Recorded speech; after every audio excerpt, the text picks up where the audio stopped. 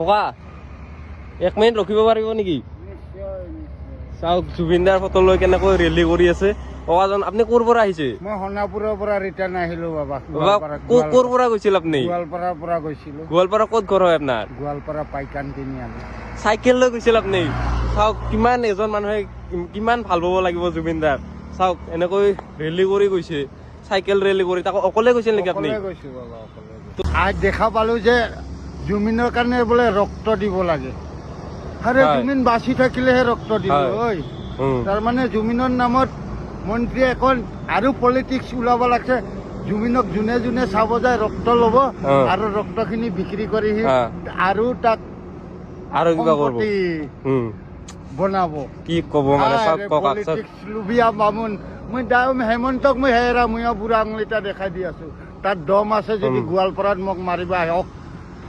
24টা তাৰ বোলে body guard, 24টা body guard লৈ হেনা মোক গোৱালপাৰাত মাৰবা হওক। সি ৰাজচিটখনত বহি হেনা ৰাৱণৰ কাম কৰি আছে বাবা, হয় না নহয়?